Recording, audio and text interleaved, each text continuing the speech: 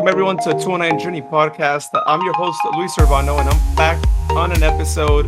I do want to give a shout out to our new team member Brittany for doing the past two interviews. Those are really awesome, Brittany. Looking forward to the future interviews that you'll do as well. But in today's episode, I'm actually going to be interviewing a local bookstore owner, and I actually got the chance to check them out for the first time this past weekend. They're called Bookish Modesto out in Roseburg Square. So we'll hear more about the story of how Bookish came about, and also, of course, about his story before Bookish, because he has quite the career covering sports in our local area. And so, as many of you might know, I'm a big soccer fan. So, of course, I have to bring sports if someone has a sports background. And he actually played some soccer as well. So we'll be talking about that. I'm actually really excited to hear the story of how he actually scored a goal during an earthquake. So yeah, we'll definitely be talking about that. But before we get started, if you guys aren't following our socials, go give us a follow. Find us at the 209 Journey on Facebook and Instagram. Give us a subscribe on YouTube as well, so you find out when new episodes get posted. All that is great. If you don't want to download anything, that's fine. You can actually go to the 209journey.com to listen and watch the episodes. Up until season 3, we were actually recording videos, or I should say from season 3 to now, it's just video recordings along with the audio. But before that, we weren't doing videos, so you won't be able to see those videos on there, but you could still listen to the older episodes from previous seasons on the website. So again, that is at the 209journey.com.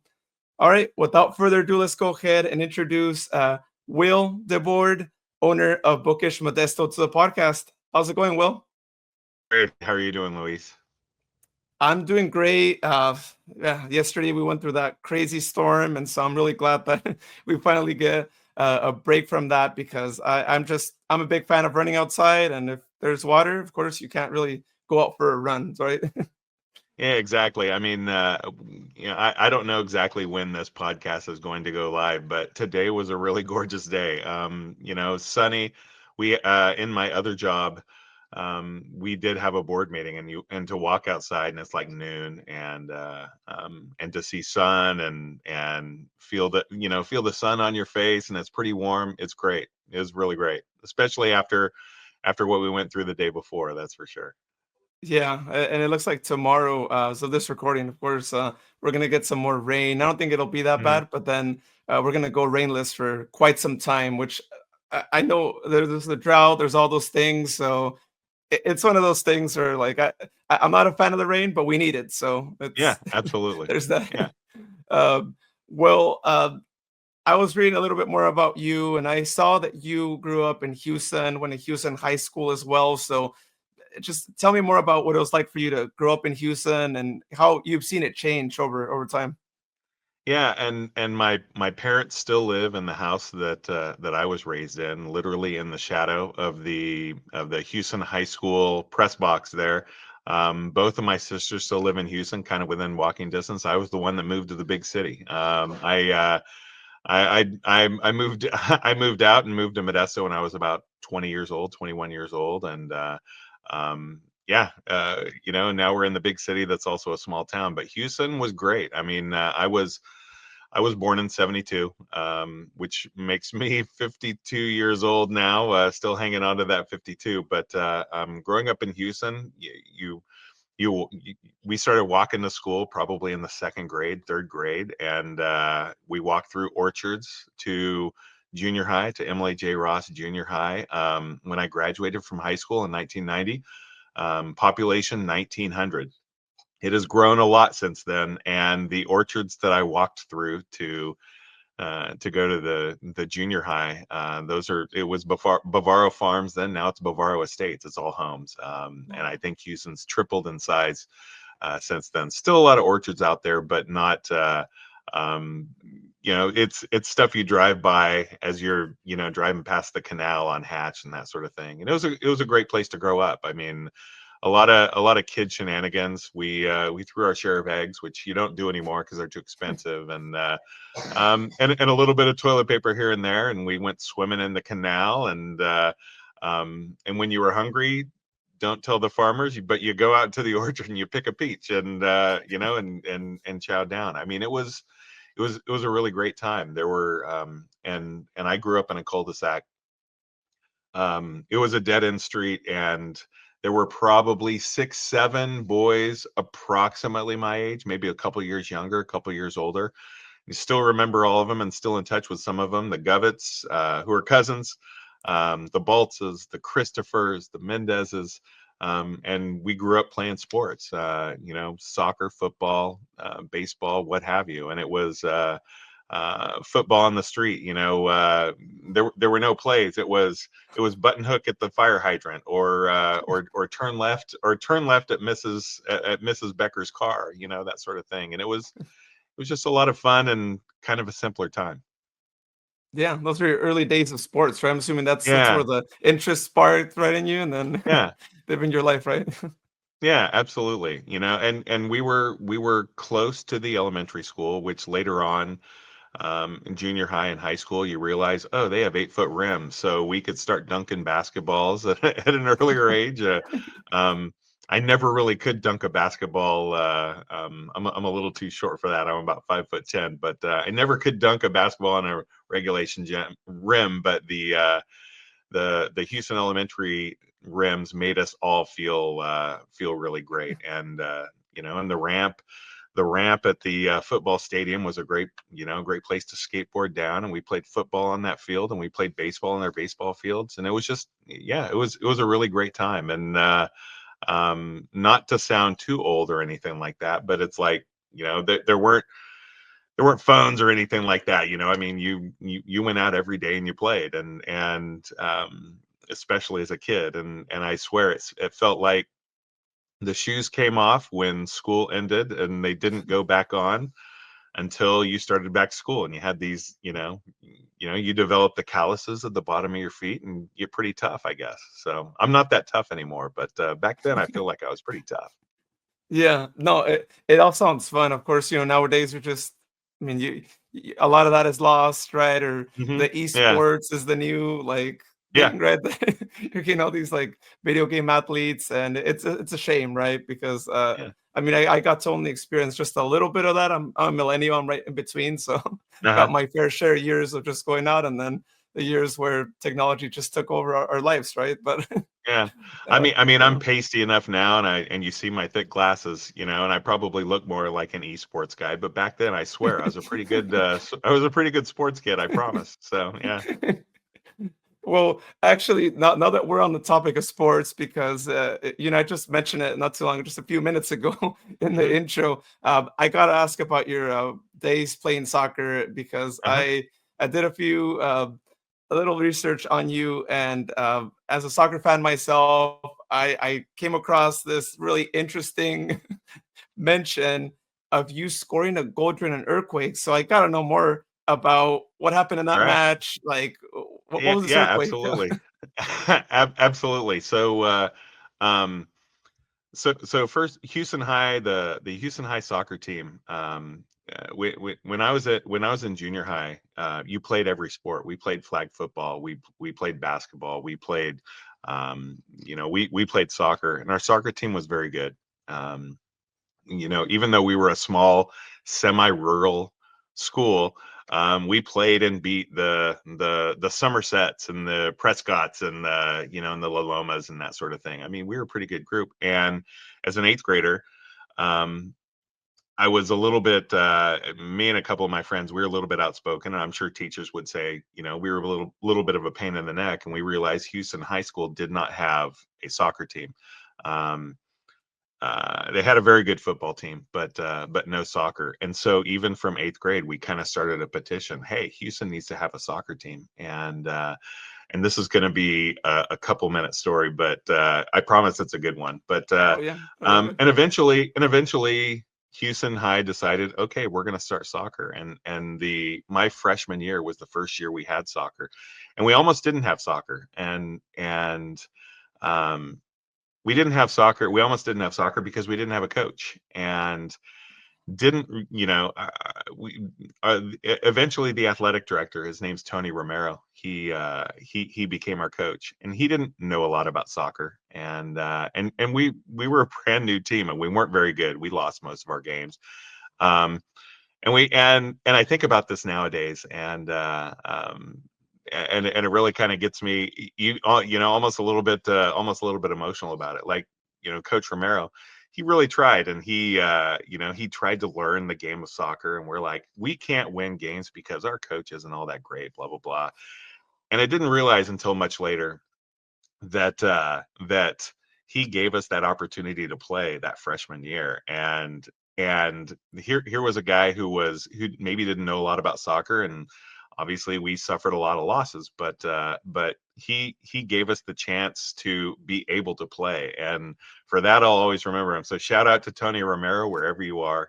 I know he's somewhere in the 209. I haven't seen him in a while, but anyway, my senior year, it's 1989, and we were playing Central Catholic, and I was the winger, the right forward, for Hughson, um, and I break down the right side, and actually, former Modesto City Council member Tony Madrigal was our center mid, and he Oh. kicked a deep ball down the right side, and I outrun my guy. And as I do, I run up there and dribble the ball and make a decent enough shot, get it past the goalie, and score a goal. I didn't score a ton of goals, but it was a big celebration. And all of a sudden, just as I scored, whole place starts shaking. And it's homecoming week for Houston High, so we were still doing these, the old chicken wire built homecoming floats, and kids are out there and they're going, "What is going on?" And it was the Loma Prieta earthquake, the earthquake that postponed the World Series. The Bay Bridge collapsed. Mm. Um, my mom was in the stands. She was shouting and yelling, and she's like, I was jumping up and yelling and that sort of thing, and everything was shaking. And all of a sudden, I realized it wasn't just me jumping up and yelling; everybody was shaking. And I scored a goal, and I think I scored like 3 or 4 goals that year. It wasn't very many or anything like that. But to this day, all of my teammates, whenever they see me, they go, "The only reason you scored is because the goalie was distracted. That's it." So it took a 6.8, 6.9 earthquake for me to score my first goal that year, but I'll take it. I figured if nothing else, the plate tectonics of the San Andreas Fault was looking out for me. Assist San Andreas Fault, I guess. So yeah, Antonio Madrigal. Yeah, yeah, no, that was quite the story there, and I mean, yeah, yeah. After that, I feel like, and I know they were called the Quakes back then, but it's almost like one of those things Yeah, where the San Jose should have reached out to you, right? I mean, you score. It that's was right. That's right. I'd have been it there was a for him. Good old sign. lucky number. Good old lucky number 13. I'd have been there. I'd have been an unofficial mascot. That's for sure. But yeah, I know they have their own like mascot, right? That guy that like bangs Yeah. on the big like drum, or Yep. I Oh don't even yeah. know his name, but and Mr. he Quake could is have. what I call him, I guess. So yeah. Oh yeah, I mean he's true to the name. I mean he's been around Yeah. since when they were called the Quakes, right? Back in, Yep. or maybe the Clash days, right? I don't remember Yep. which one came first, but Yep. yeah, he's been around for a while. But yeah, that's interesting. Yeah, that what hmm happened there, and so what happened afterwards? So the earthquake hits. Do they like just end the match right there? Do they just like pause it, Bel or? but believe it or not, we kept playing. Oh really? And that was one of the few games we won that year, but we kept going. And I mean, we were far enough away. It's like, yeah, an earthquake happened. After the game, everybody was running around going, yeah, I talk about, no phones when I was growing up as a kid, but there were still no phones then. They're like, there was an earthquake and the World Series is canceled, and that sort of thing. And what do we do? The 24-hour news cycle wasn't there. You really didn't have like newscasts, that sort of thing. So what do? We finished up and we changed and we started helping with the homecoming floats, and then get home to watch a World Series game that didn't happen. And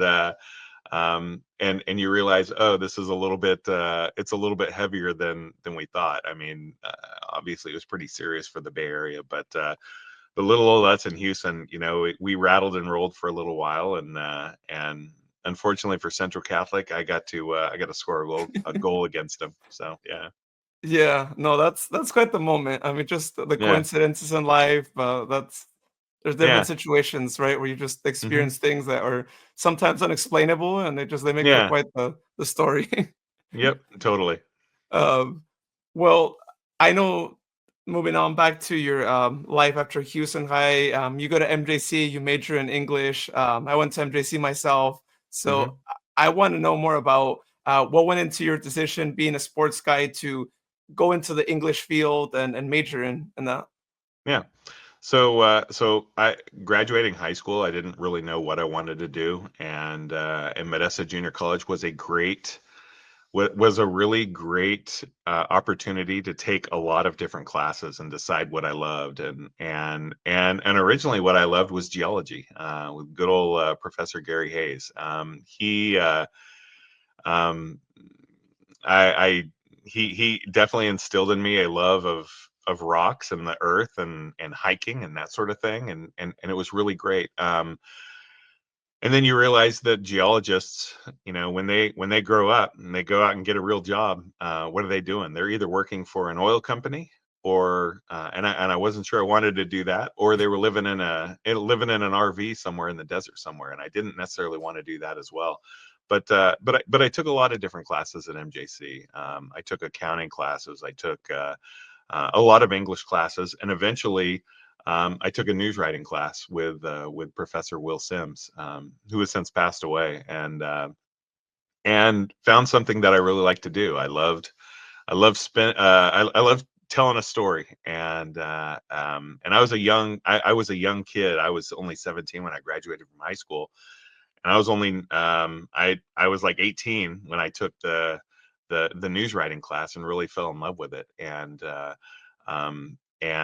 while I was working at the Pirates Log, the newspaper at Modesto Junior College, there was a want ad in the Modesto Bee. Remember want ads? Oh.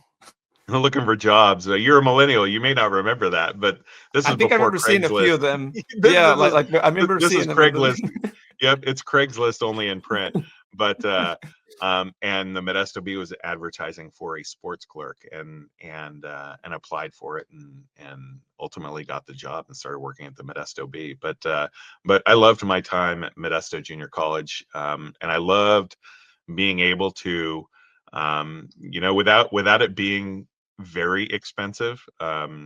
It was a great way to figure out what I wanted to do in my life, and as it turns out, I kind of wanted to be a journalist, and that's kind of where that's ultimately where I went next. So yeah. Yeah, no, well, I'm glad to hear that. I mean, just as a fellow MJC alumni myself, Hmm. I Yeah. always say, right, if you never know what you want to do, start at the community college level and just try out different things, major in different things if you want, right? Because at the end of the day, it's not going to be that expensive, and the Yeah. professors are great. Some of them go from Stan State down to Columbia College, down to UC Merced. Like you find them actually teaching at these other places as well, and it's Hmm. just really valuable, right? Because Yeah. you're learning from professors who are teaching at like 4-year colleges as well, and people sometimes don't realize that, right? People might just think, oh, it's just local, and it's not going to be as valuable as a 4-year, but yeah, in reality, Yeah. it actually it's pretty much the same, is what I say. Yeah, I really loved my time at MJC, and I loved learning a lot of different things and a lot of different I grew to love astronomy and the stars through taking a class at MJC, and obviously geology, and shoot, journalism wasn't even a twinkle in my eye until I took that class. I loved reading and I loved writing, but you know, I didn't know anything about the newspaper world or anything like that.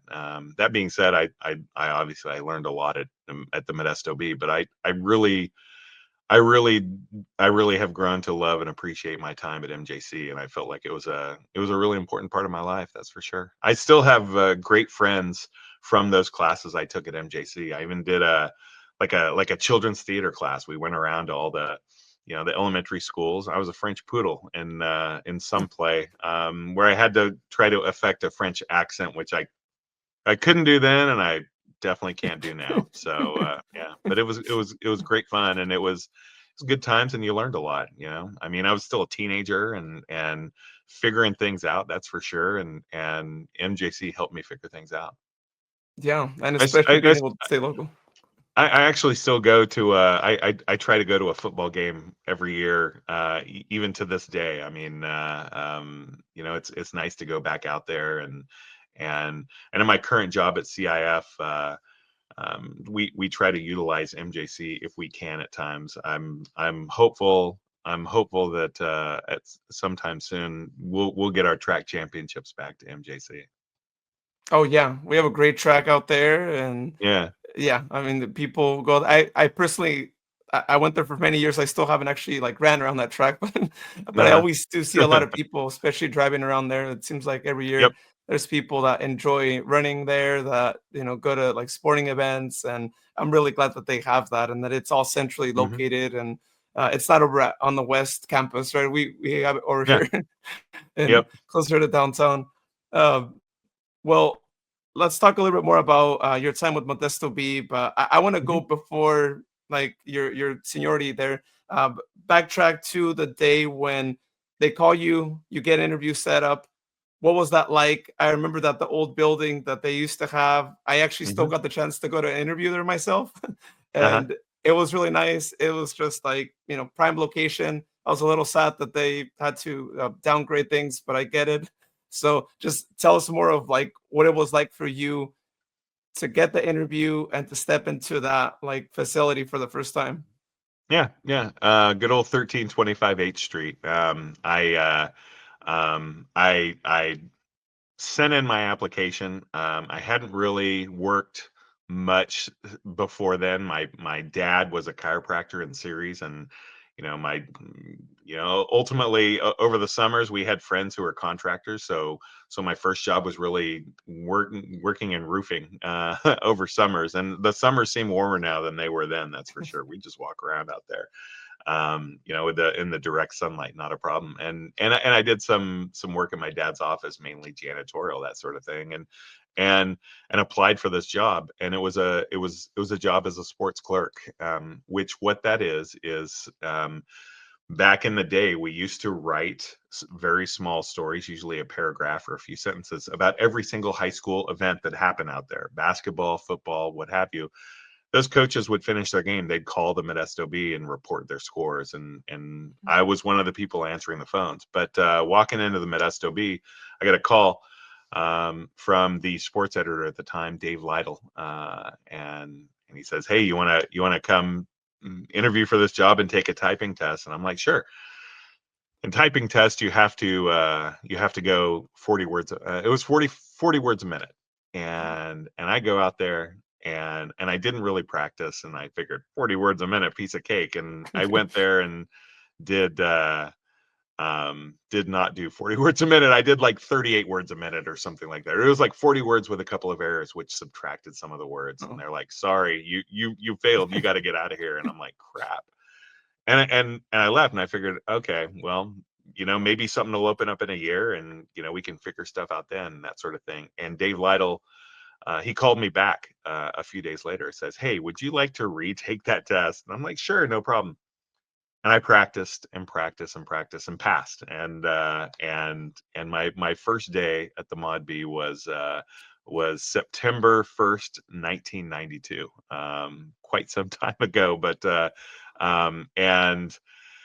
and I think a week later, football started. And those Friday nights, and those were wild times. I mean, it was all print. There was no such thing as online or websites or anything like that. And we prided ourselves on getting every single score, which meant we had to call every single coach, and there were no cell phones back then, so we had a big list. Um, and I'm probably outing some coaches here when I tell this story, but we had a big list of all the coaches' phone numbers, home phone number, um, locker room at the high school phone number, and then at the bottom there were 3 or 4 bars that we would also call, because after the game, where'd they go? They went to the bar. Usually Monaco's over there off of El Vista and Oakdale. right there, like Oakdale and Scenic area, that sort of thing. It was Monaco's, and so we'd call Monaco's, and the bartender would know me. They would know us. Hey, it's the Modesto Bee calling, and I'd get on the phone. Hey, this is Will from the Modesto Bee. He goes, okay, I've got these three coaches from these three high schools. Maybe it's Bayer, Central Catholic, Modesto Christian or something like that. And it end up getting the statistics from the coaches there, hopefully early when they were at the bar.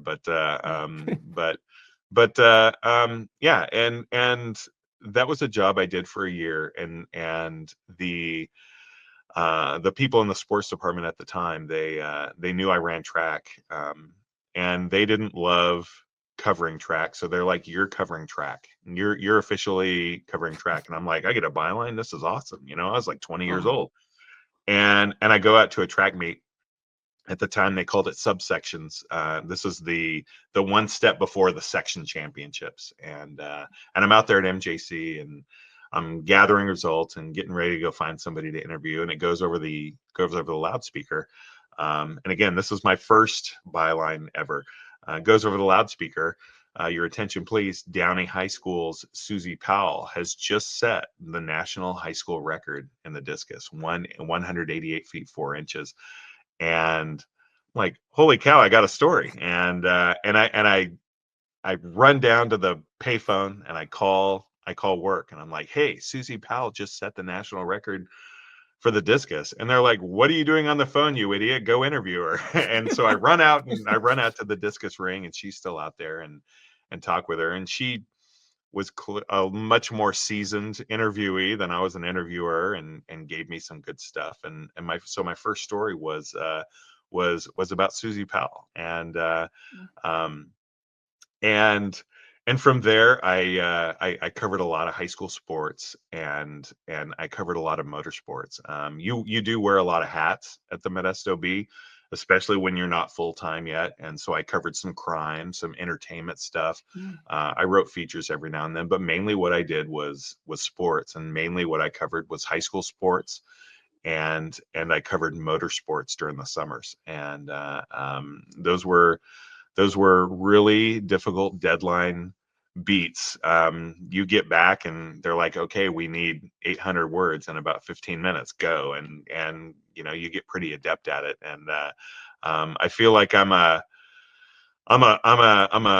average to above average high school sports administrator at the CIF, but I felt like I got pretty good at it as a high school sports reporter. And to this day, I was there at the Mod B from 92 to 09, and I really loved that job, and I loved the creativity that you needed, and I loved interviewing, telling kids stories. Some of my favorite stories were not the best stories. Obviously, everybody remembers the 2001 Modesto Christian boys basketball team. Chuck Hayes, who went to the University of Kentucky. He's a Modesto guy, and he went to the University of Kentucky, and he played in the NBA for 12 years. He was the mainstay of that team, but there were 5-6 guys in that team that went Division I. I mean, that was the best high school basketball team to come out of this area. It really was. But some of my favorite stories were not those stories. They were the stories like Derek Macias from Downey High School baseball, who had never hit a home run in his life, and hit 2 home runs on his mother's birthday after she had passed away like a month before. And he told his teammates, "I'm going to hit a home run for my mother." And he hit 2, the only 2 of his life, on that day, on his mother's birthday. I will remember. I'll remember Modesto High School had a wrestler, and this kid, he had mild cerebral palsy, and he wrestled for all 4 years. And that's a tough sport. It's a really tough sport. He never won a match. His 4 years. He went through those gross, hot, sweaty rooms. Didn't win a single match, but kept going out there every single time. And after he lost his final match at their league tournament, the official was aware of this, and he called the kid back out there and raised his hand. I mean, those are the stories that I'll remember, telling kids stories that those kids probably never, their names weren't in the paper every week or anything like that. But those are the ones that were fun. And because the Modesto Bee had a large presence, and we were out at a lot of events all the time. Not just myself, but all of us. Ron Augustini, Brian Vanderbeek, Joe Smith, Joel Hood, Ty Phillips, Rich Estrada. We were out and about. You hear these stories, and I think that's what's kind of missed nowadays with newspapers. When you have such a small staff, it's tough to get out there and get embedded in your community, and you don't hear these stories that are just so great. Yeah, no, those stories definitely need to be told more, Hmm. right? Because it's nice to Yeah, see the successes and all that, but yeah, yeah, yes, it's the little stories that are the big stories, is what I say, right? I think that's one of the reasons why I also started this podcast, is to highlight people who might not yeah, otherwise get the coverage elsewhere, and yeah, absolutely. that's the perk of technology nowadays, right? We could do that. We could share it on the socials, and then it just does its thing, right? And people can Yeah, listen to different stories maybe much quicker than before, or before it was really challenging, right? Like you said, you had to go out there, maybe have a connection with someone in the newspaper to have a story there, right? And totally. somehow Yeah, find your way there. Yeah. yeah. Well, in your years with the newspaper, now that we're speaking of like different times now Hmm. versus then, I know that the internet boom happened. It happened during your time with them, and so I want to know how was it for you to go from the transition of not just publishing on a newspaper, but also now having an online website that Hmm. your articles will be shared to. Like, what was that process like? Like, just tell me what that was like when the website started to boom. Well, back in the day, and this would have been in the late '90s. The computers we had at our desks were literally these green screen coyotes, is what they were called, and they were basically word processors. They weren't really computers. And then when the internet became a thing, we had an internet station that was a computer.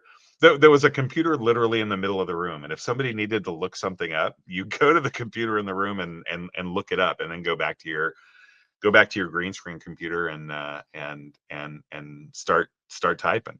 Um, and then there was a thing called Y2K, where everybody was worried that these computers, these older computers, they would when their dates would go from 99 to 00, they would stop Mm. working. And it turns out that was a little bit much ado about nothing. I think most computers out there, they adjusted. They went from 99 to 00 and nothing happened. No big deal. It was this big scare, but except for except for the Modesto Bee.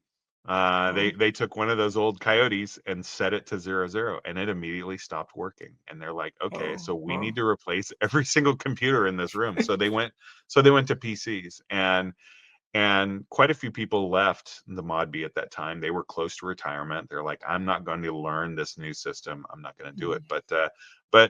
But where technology really changed, it really changed newspapers. Um, we were early on the getting a website, www.modbee.com. Rusty Coates was the technology editor, and he did a lot of um, it, I don't want to say we were at the exact forefront, but we were close, right? We were one of the first newspapers around to have a website, but we didn't figure out, and nobody in the newspaper business really figured out how to monetize it. Journalism, especially local journalism, has value. It's important, Mm. and I think a lot of, I think when we first started when we first started posting stuff to the internet, we would post stuff around the same time with our print deadline. Our print deadline started, usually you have to have stories done by like 11 p.m. and you post to the website after that, which is fine. Um, but we gave it away for free. And that's what pretty much every newspaper did. Okay, we need the eyeballs on this versus people paying to read it. And people eventually got used to getting it for free. And when newspapers started realizing we really need to charge people for this and putting them behind paywalls, people got really creative in figuring ways around the paywalls. And at least with the Modesto Bee, ownership was McClatchy Newspapers. Right around that same time, McClatchy Newspapers went into heavy debt to purchase a very large newspaper chain called Knight Ridder. and it really shackled McClatchy and the Modesto Bee and all of its newspapers with this large loan payment. At the same time, newspapers' value kind of started dropping. So it was this perfect storm, and it didn't help. It certainly didn't help on the financial side of things. That being said, technology certainly got us a much wider viewership. Now, those viewers weren't buying ads, and those viewers probably weren't even buying the newspaper. But one of my last years there at the Modesto Bee, was around 2008 or so. There was a runner from Riverbank High School named German Fernandez. He was an amazing runner. This is a little a little school in a little town, somewhat similar to Hughson when I was growing up. Now it's the city of Yeah. action, but the, Riverbank High wasn't much larger than Hughson, but German Fernandez was a world class runner. He darn near ran a 4-minute mile. He set the national record in the 3200 at the state championships, at the state high school championships. And he did the same thing in the 1600, almost unheard of double to do that. And every time, and the distance running community is fanatics. And so every time I'd write about German Fernandez, I would get emails from people from all over the world asking about him. And the people on the website, they'd be like, hey, we had people from Germany and the UK and France and Russia and and Argentina and Brazil all reading your story. Will, that's pretty cool. Can you write more about him? And it's like, well, I'm not. I'm already writing a lot about him, and he's doing a lot. Um, but but certainly, I think technology helped newspapers in that they became far more widely read. But it also, people, because of technology, people found their news elsewhere, and they got used to getting their news elsewhere, and newspapers kind of died on the vine a little bit. I was just I certainly wasn't an administrator or any kind of higher up at the Modesto Bee. I was a lowly sports writer. And they call the sports department the toy department sometimes, because we were always back there having a good time. But I'm sure there were some business decisions that didn't help. But ultimately, the advent of the internet, it didn't help physical media, legacy media like like the Modesto Bee. And our readers slowly got a little bit older and a little bit older. As a high school sports writer, I felt like I was kind of the, for lack of a better term, I was the gateway drug to get kids to reading the newspaper. You're reading the paper, and you're reading for high school sports and for the comics section when you're in high school, and maybe the want ads, but eventually what you want to do is you want people reading the paper at an early age, and you want them to continue reading the paper. And again, it didn't happen the way it really one hoped, and eventually, most of us left. So yeah. Yeah, no, it's really sad to see just how it's changed. I mean, I'm glad they're still like going out there. From what I see, it looks like that like downsize their staff a lot, right? They Yeah. outsource or articles from like other newspapers, right? And some of the Hmm. more bigger ones that might have more national news that maybe otherwise would have been covered, right? I'm sure by someone locally, right? Yeah, I mean, we did that back then. We used the Associated Press and Mm. UPI, and we used other McClatchy newspapers to cover, for national stories as well. But there's no substitute for local reporters, and there's no substitute for local journalism. That's really what people want, and that's why, there are Facebook pages with, sometimes fairly questionable news stories on there, that sort of thing, but they're local news stories. There's a reason some local news websites, they have a pretty fanatic following, because people want to know what's going on in their community. I mean, your sense of community is pretty important, I think, and people want to know what's happening, whether it's a crime or whether it's something good happening in your community. People want to know. And so when local reporters at the Modesto Bee write stories, I think they're still very well read. They're just, there aren't as many newspaper reporters as there used to be. I mean, when I started at the Mod Bee in 1992, there were 16 people in the sports department. There's one now. It's Wow. different. It's different. And they're doing a lot. They're working hard, and they're doing a lot of work. There's no denying that. But but when you are, when you're, been cut 90% of what you used to be, or 95% of what you used to be, obviously there's going to be adjustments there. So Yeah, and just kind of going back to those like really great stories that often, sometimes just get untold because of that. Now it yeah, furthers the, risk of those not getting yeah, heard because it's just one person doing all the work, yep, and you can't really grow that much because of that. yep, Yeah. yep, Yeah, it's kind of like with me here on the podcast. I added more people now on the team, and hmm, I realized, right, one person can't do it all, and there's so many more stories that just need to be told, and so yeah, having more people that can help deliver those yeah, for stories, sure. that sure helps to get more of them out there. But yeah, The no, the it's the it's one thing I learned for sure working at the Mod Bee for those, 17 years, is the Modesto and its surrounding areas. There are so many wonderful stories out there to be told, and we told a lot of them, but there's a lot more, and it's great to it's I still digitally subscribe to the Modesto Bee and still still follow people's stories, but there are a lot of stories out there to be told. That's for sure. Oh yeah, it's the reason why I always encourage anyone listening. Like, if you want to start your own podcast or a blog, just maybe your own newspaper, if you want to do your own like thing, right? If you're into journalism and you just kind of want to get your foot in the door with that, then just open Hmm. up a page. And there's so Yep. many different tools nowadays that if you really want to practice, journalism, you could actually have your own thing, right? I think that's maybe the Yeah. good thing about technology is if you want to get something started, if you want to do something, you have all these tools at your disposal. And, Yeah. oftentimes they're pretty inexpensive to actually have, right? Or just Yeah. pay a yearly Totally. fee for a website. Yep.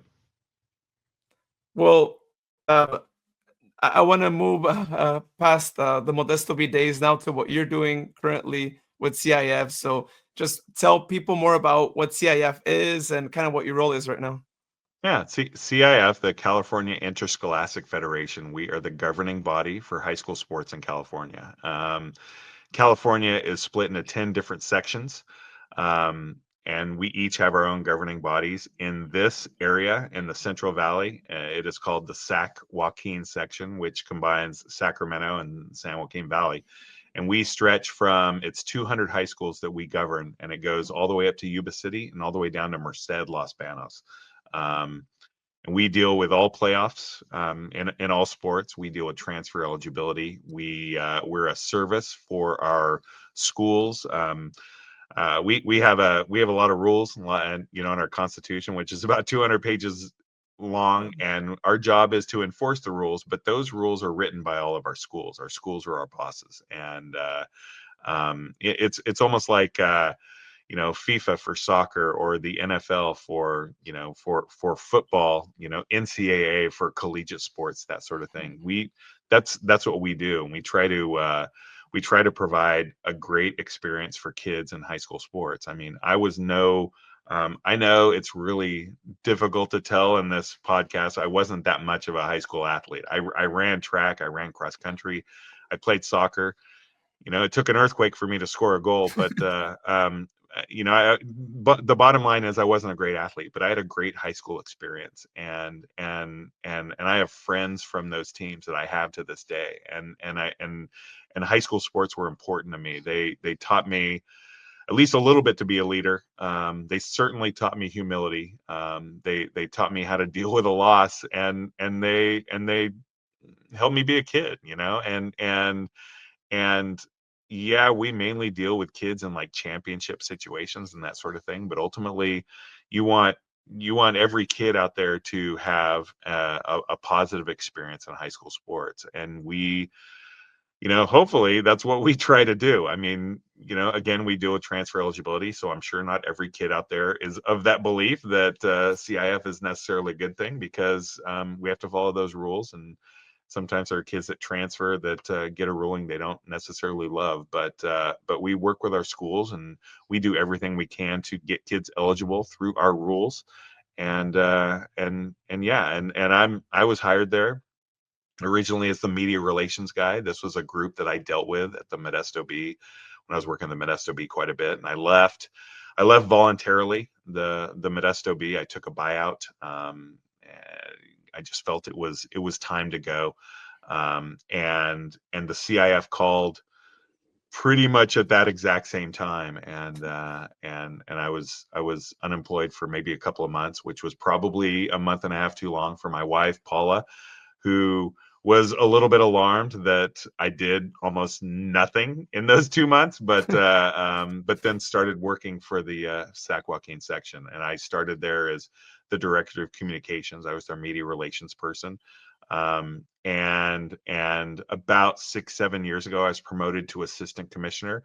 My main jobs, I deal with a lot of the individual sports in the Sac Joaquin section. I deal with golf, tennis, cross country, track and field, wrestling, and then have a hand in pretty much every other sport. So that's been a great job as well. I've been there since 2009. Pretty much one could argue that I went from covering high school sports at the Modesto Bee to working in high school sports with the CIF, that I never really grew up, and I probably wouldn't argue against that too much. But it's been a fun time. I've been pretty fortunate in the jobs that I've had. That's for sure.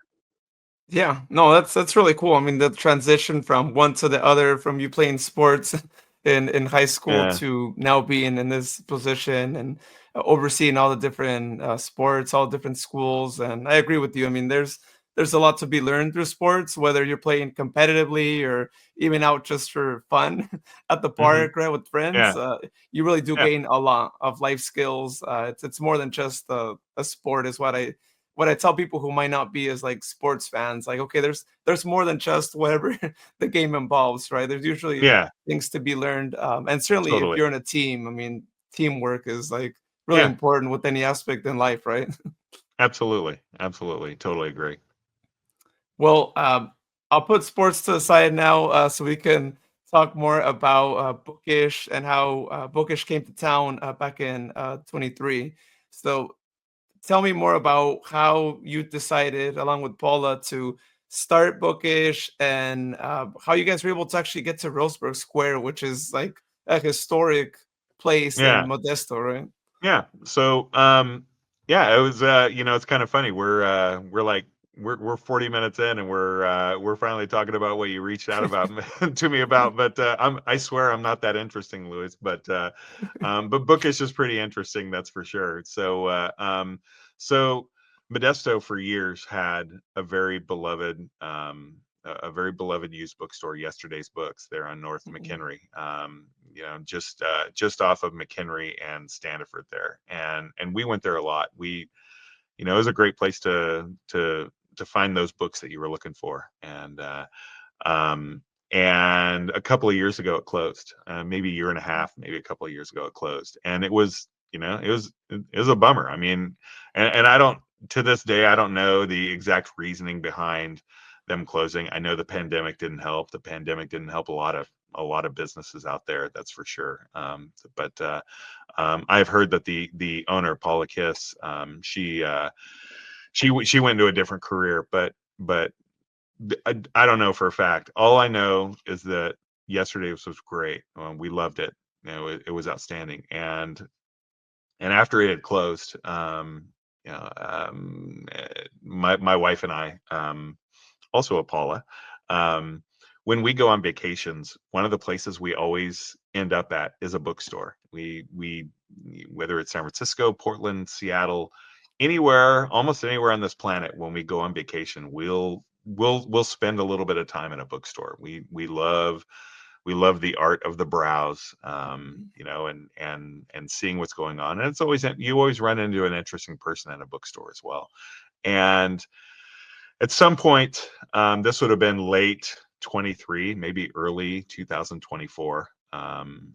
Paula was saying, Modesto really needs a new indie bookstore. Modesto needs a new indie bookstore, and I'm in agreement. And then at some point she transitioned to, not Modesto needs a new bookstore. It's, hey, why don't we do something about this?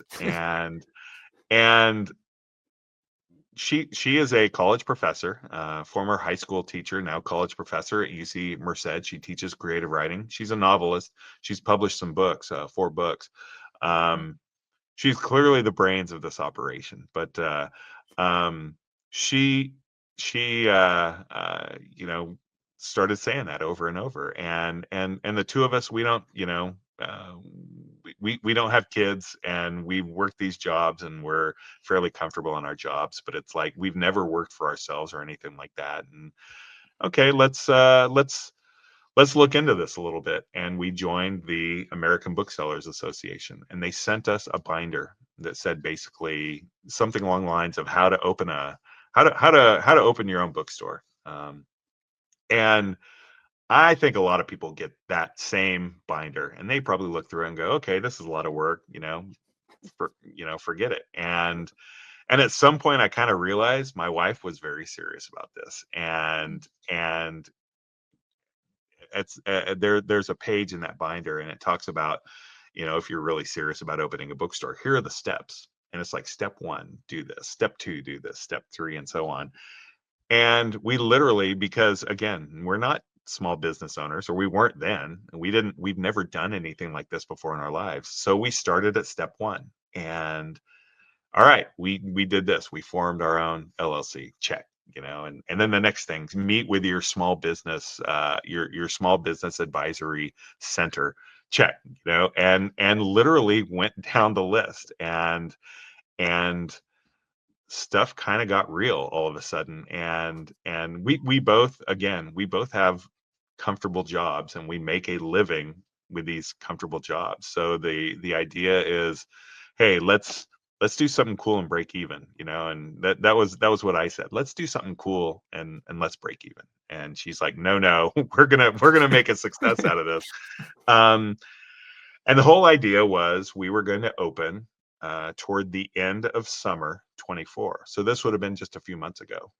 That was the whole idea. We were going to open then. And then I would say right around January, we found this space, and Paula found the space when we're walking our dogs. We take our dogs and we walk them on Virginia Trail, and she sent me a picture. Hey, look at this. I'm like, that looks like a space, and we had kind of looked around. The original goal was downtown, a little bit, but okay. And then we found this space in Roseburg Square, and she's like, all right, this is, this looks pretty cool. And our realtor is a guy named Josh Bauer, and we reached out to him, and we ended up taking a tour of the place. And because Modesto is a large city and a small town at the same time, as we were walking through this space in Roseburg Square, a woman knocks on the door in the front, opens the door, and says hello.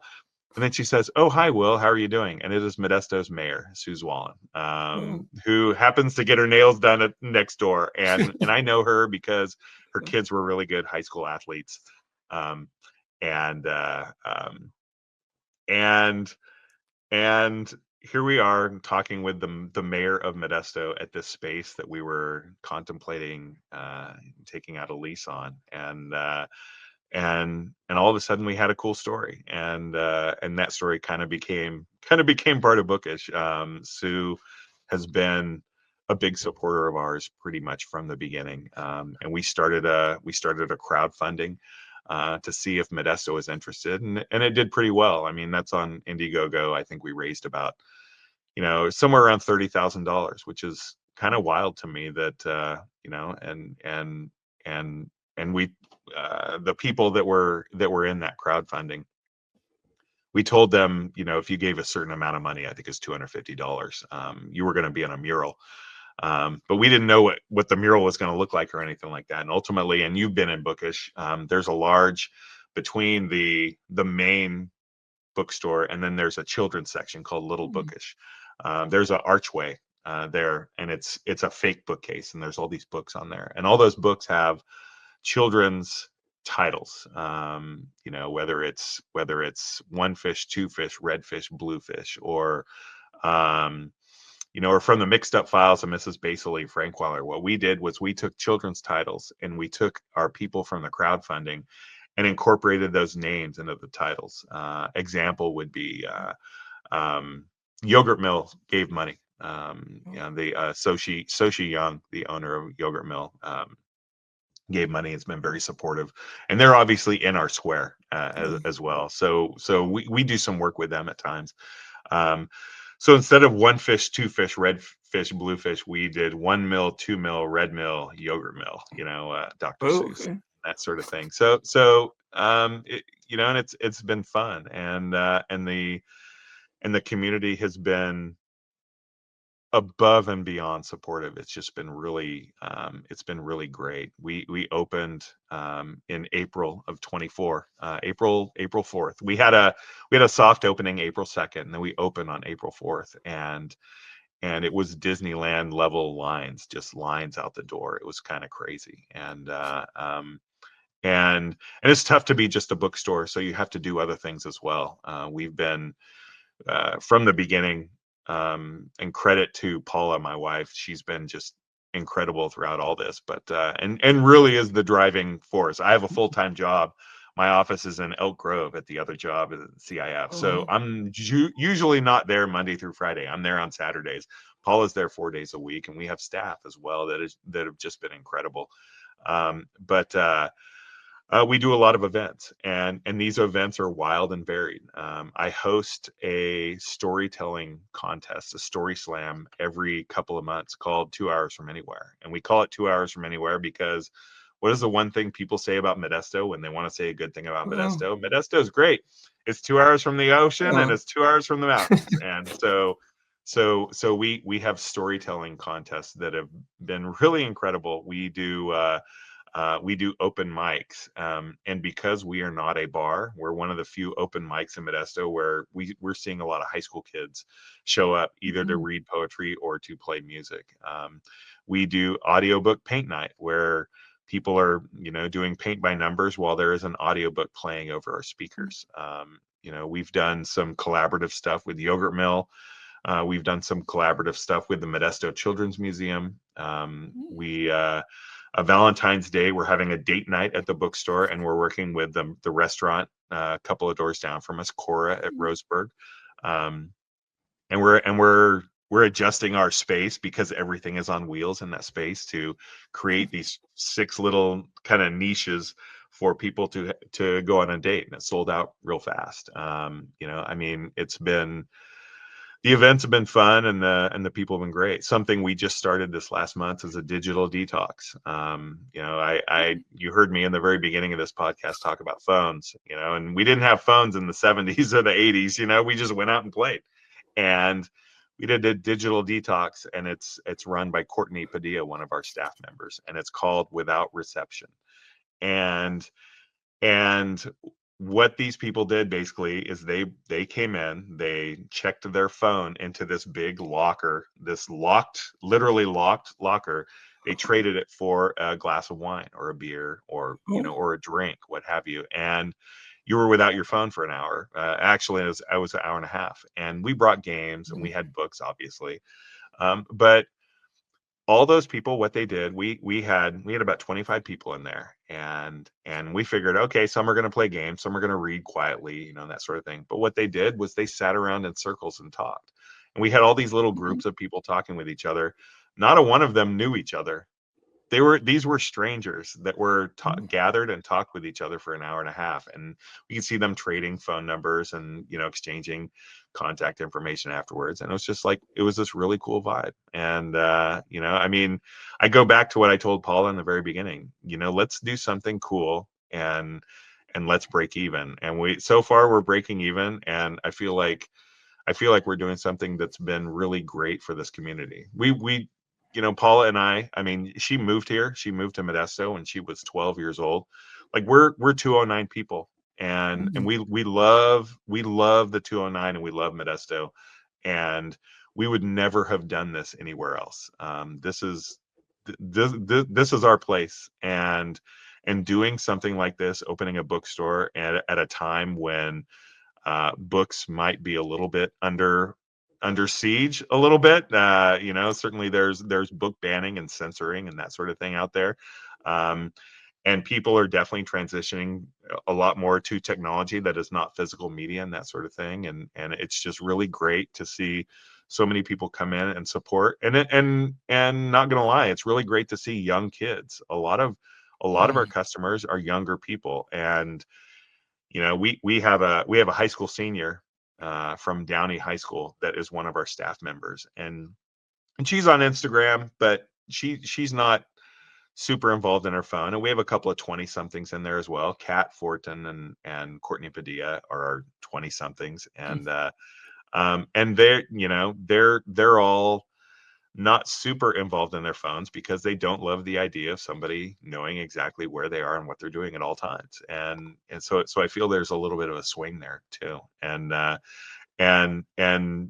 we have a couple of other staff members, Sarah Cedar George and Shannon Sinclair. I mean, they're the ones that do a lot of the videos on our social media, and it's just a lot of fun, and it's silly and smart and fun, and at least so far it's been pretty popular. It's been pretty crazy.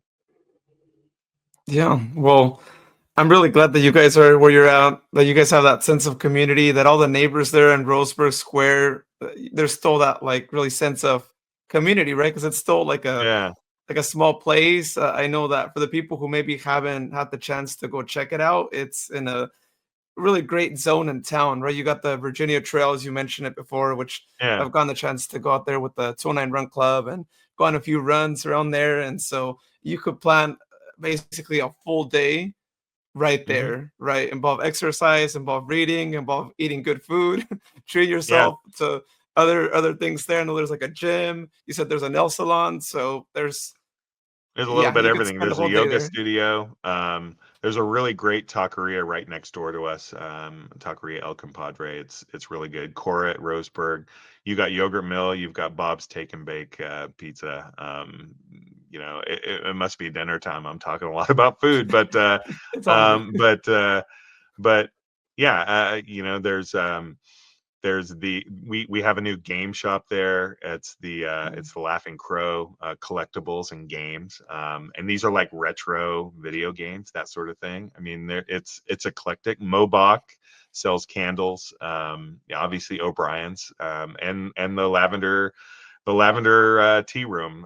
You can go there and get your high tea fix. That's for sure. So yeah, Roseburg Square it's a good place to be. I mean, I was definitely team downtown in the original thought, but I couldn't imagine a better space than where we're at. I mean, we're right next to the college neighborhood. The college neighborhood was heavily involved in our crowdfunding. Most of our crowdfunders were from that area, and they come in quite a bit, and it's great. It's really great. And again, sidebar to being a small business owner. You get to know these people. You kind of Mm, become a part of their lives, and it's really cool.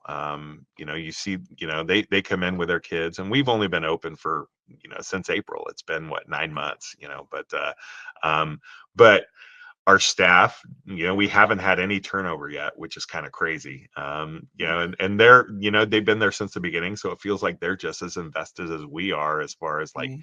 keeping this thing going. But they know a lot of our customers, and it's been really cool. It's been really cool. Yeah. Oh, yeah, they have great customer service. Shout out to Amy, like you mentioned earlier, because she actually, Yeah. she actually told me a little more about you, which actually helped me quite a bit as I was like preparing for this interview. Because as I mentioned before, I actually got the chance to go and visit you guys for the first time Hmm. last Saturday. And for the people actually watching, I have to share this too, because my sister bought a few books.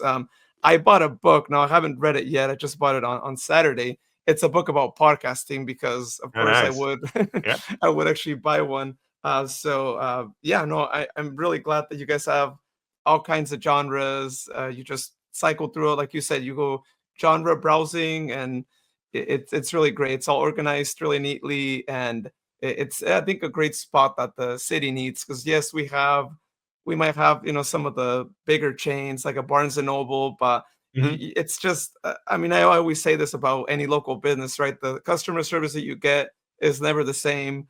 at a local spot versus the national spot, right? You do more community events.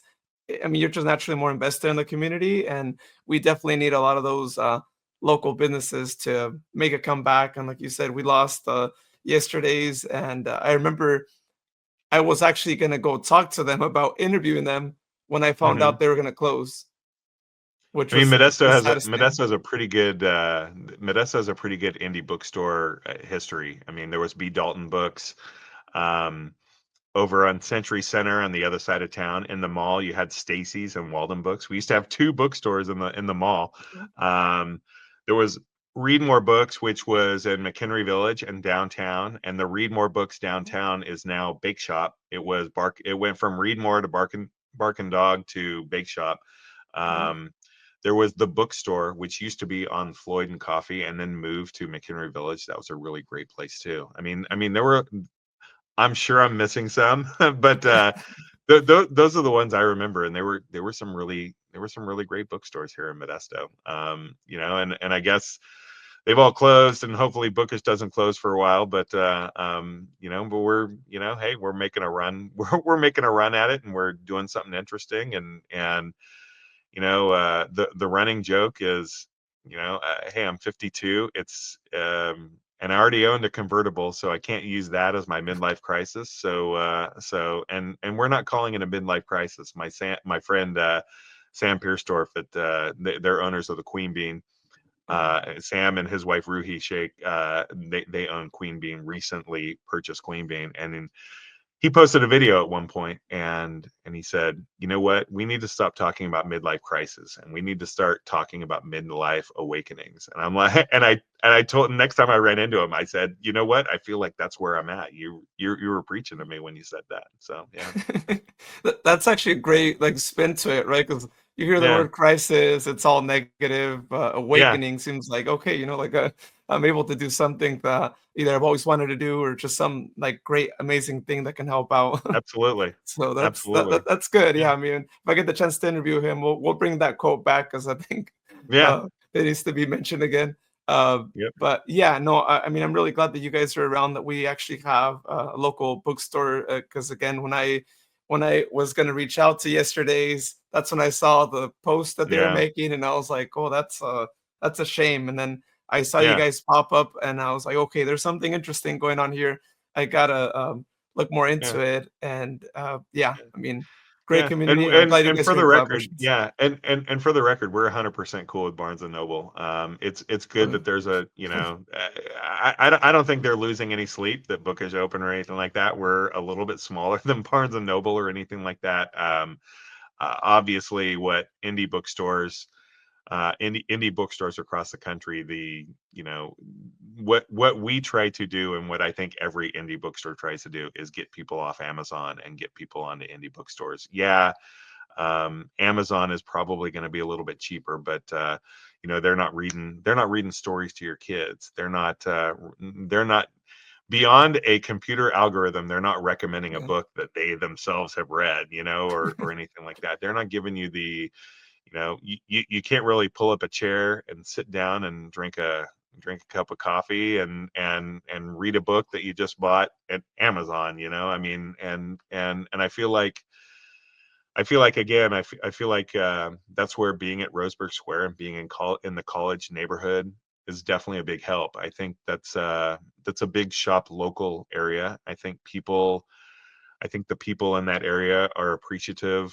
when, you know, when small business owners kind of put themselves out there and take a chance. And it's not just us. I mean, it's every small business owner. And there are a lot of people that come into Bookish that I've run into at some point in my life. And same goes for Paula, and same goes for, you know, for the people at Yogurt Mill, or the people at Cora at Roseburg, or Queen Bean, or Penny University, or Preservation Coffee, or what have you. These are people in our community that are doing good things in our community, and I think it definitely makes Modesto better, and it certainly makes me even more proud to be a part of the 209. You know, I'm a Hughson guy, but I've lived in Modesto longer than I've lived in Hughson, and I'm proud to be here. And Yeah, it's again, we would have never ever in a million years done this anywhere else. We feel like we're a part of Modesto, and we feel like this is something that hopefully is around for a little while. But definitely Bookish is something. It's something we wanted to do, but it's also kind of a, it's a bit of a love letter to the community as well. Like, we're doing things out there that hopefully people are interested in, and so far they have been, and it's just been awesome. Yeah, no, I'm really glad you guys are doing events. I mean, that whole like digital detox that you mentioned earlier, like I want Yeah, to be a part of that. If you guys could like yeah, it's do every another month. one of those, Yep, okay, it's every month, perfect. yep, Yeah, because every that month.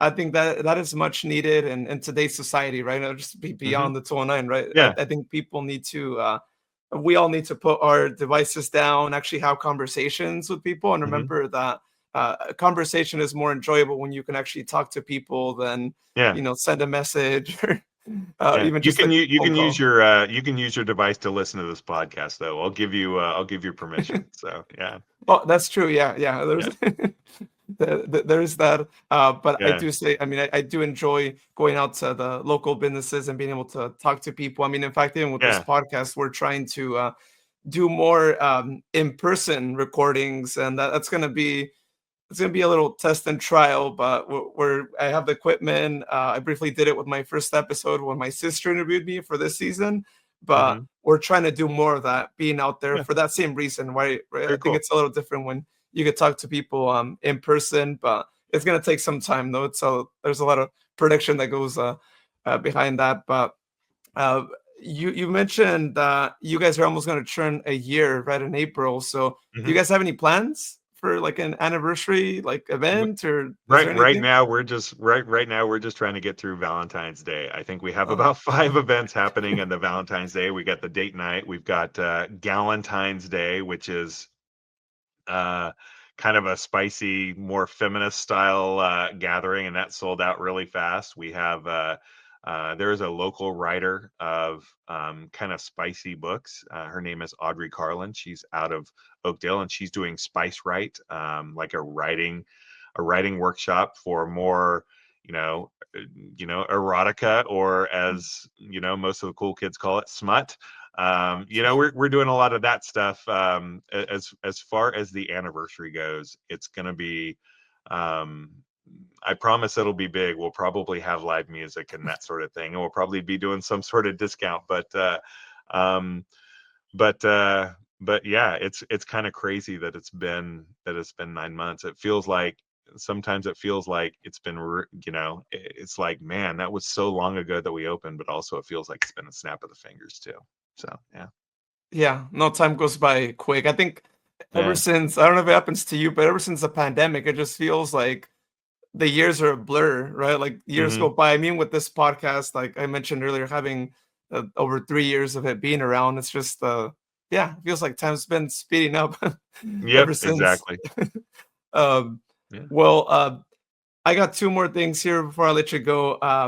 One, in your like short time as a business owner, and also as I guess it's a two-part question here per se. So if anyone wants to get into like a journalism field, as I mentioned earlier, like I mean, there's still things you could still do to get there. But what would you suggest they do if someone's really trying to like get into writing, whether it's sports or like local news or what have you?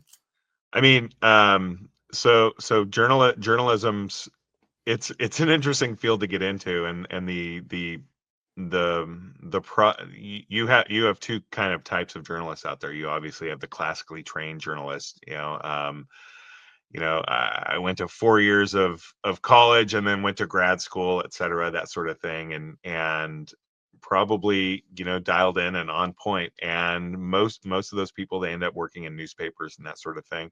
Um, there's I think honestly it starts with being observational, and anybody can certainly, everybody has a phone, and everybody can record something, and I think um as far as journalism goes, I mean, yeah, a blogger with a phone. Anybody can start a blog, and honestly, anybody could start a podcast, or anybody could start a newspaper for that matter. The amount of capital needed to start some sort of journalism, you know, endeavor has certainly shrank over the years. There's no question about it.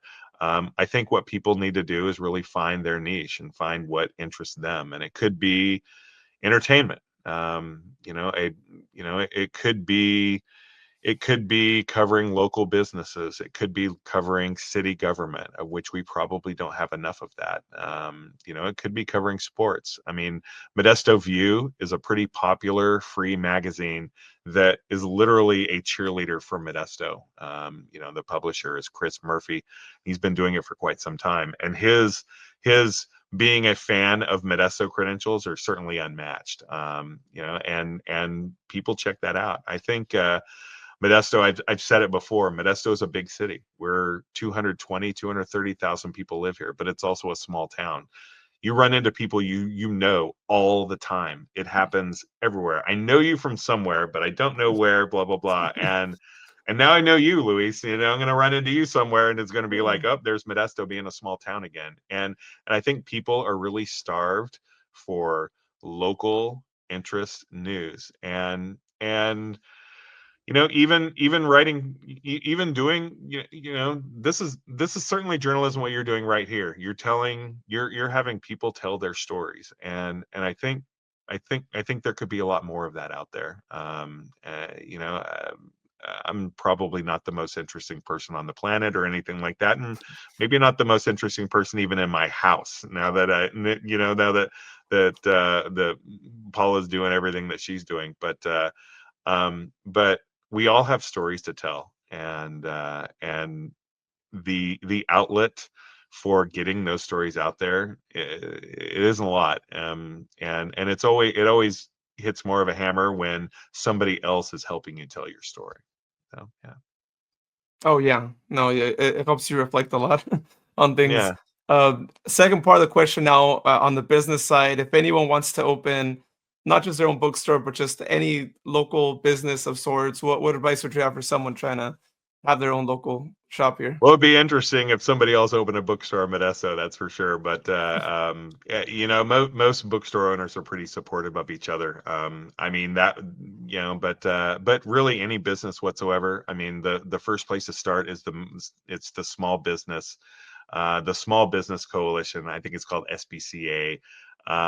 They were extremely helpful for us. And there's a new bookstore in the process of opening in Oakdale right now, kind of downtown Oakdale. It's called Story Books and Toys. And um, I mean, the first place I would look, depending on what you want to open, if it's a game store, I'm probably talking to other game stores, probably not in my general vicinity, but somewhere a little bit farther away, so you aren't viewed as like, competition or anything like that. And because I think there's a spot of saturation for pretty much any sort of business, whether it's a pizza place, or a place that sells coffee, or a bookstore, or what have you. There's only room enough there are only so many people that purchase that item in your general vicinity. So you better do the best, or you better be in an area where there aren't a lot of more of that do what you do. It's one or the other. I mean, again, I think Paula and I kind of fell into this really nice kind of gap. Yeah, people remembered yesterdays pretty fondly, and while we're not we're not exactly yesterdays. We do have used books. We also have new books. We do a little bit more, community stuff out there. And we certainly have fewer books than they had. I mean, you could go and find almost any book on the planet. It felt like it yesterdays, but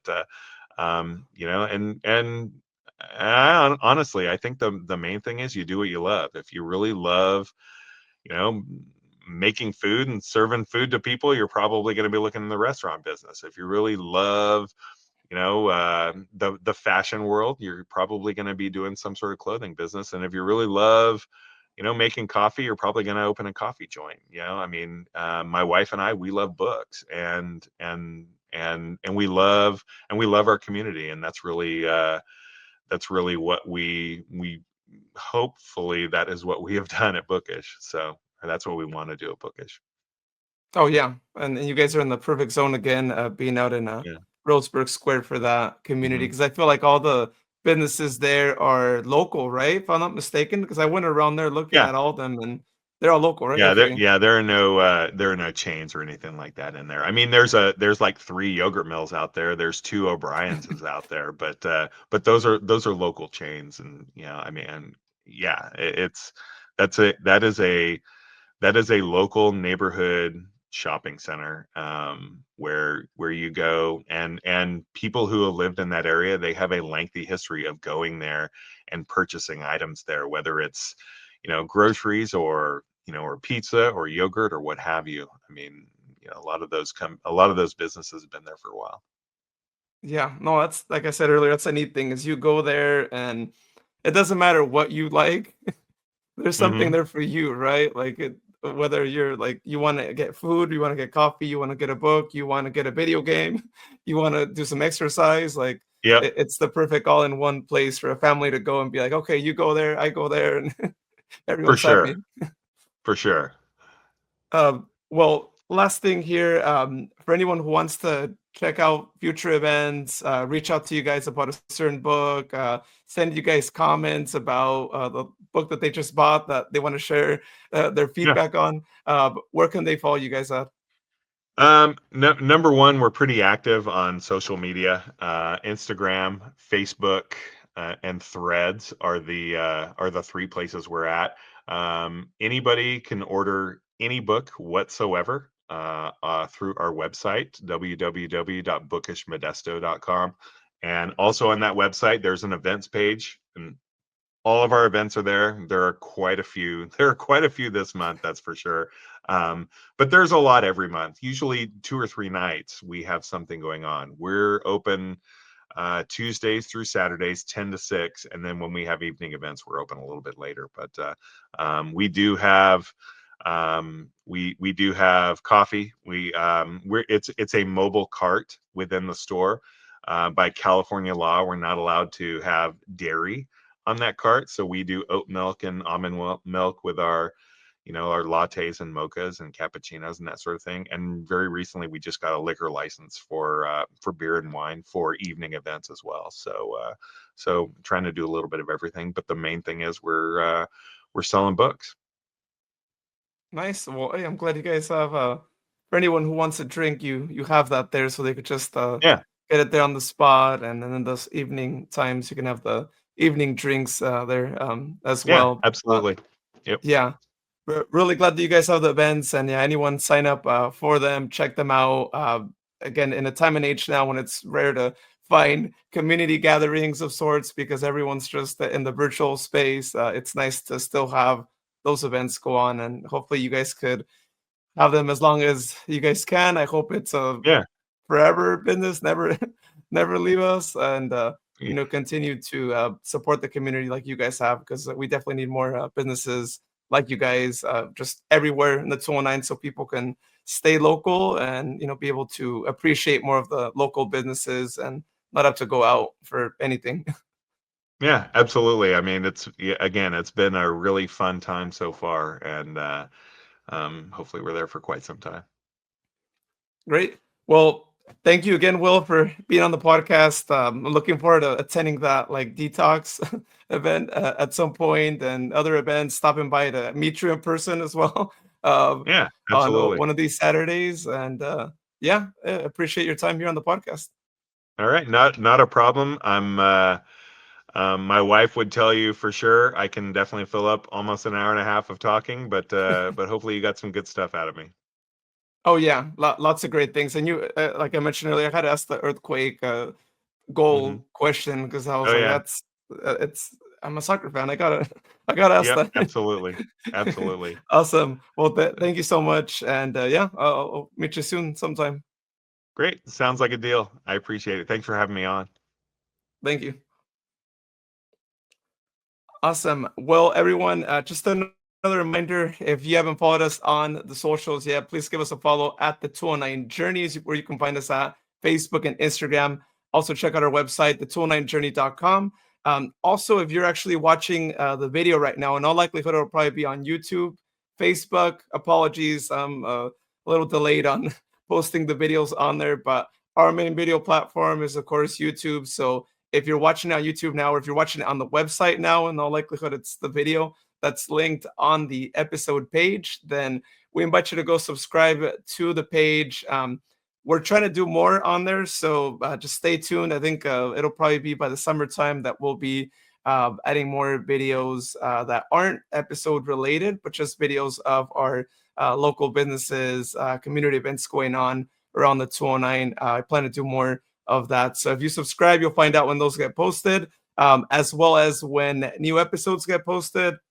I always do a premiere of the episode. So if you want to tune in live and sometime actually chat with others, I'm working on a schedule eventually, so you guys know what time to tune in, and it's not at some like crazy late hour, because some of these have been at 9 p.m., 10 p.m., 11 p.m., and I realize that's a little late. So just be on the lookout on the socials. I'll actually mention when the premieres for any episode happen, especially now that we actually have a sort of like backlog of episodes, so I can actually plan ahead a little bit better now. So check that out. Appreciate all the support, subscribing, following the socials. We're really close to 1,000 followers on Instagram as of this recording. I believe we're somewhere on the range of like 140-ish, 130-ish away from reaching that 1,000 goal. I was thinking I'd reach last year, but then I took a little hiatus there for about a month. But we're really close to it. If you can help us, share the page with someone you know that is also on Instagram, so you can help us get past that 1,000 follower goal and then beyond. That would be really appreciated. But for now, again, thank you so much for listening or watching tonight's episode. I hope you guys have a good morning or good night whenever you're listening to this, and you'll hear us soon again here on the 209 Journey podcast.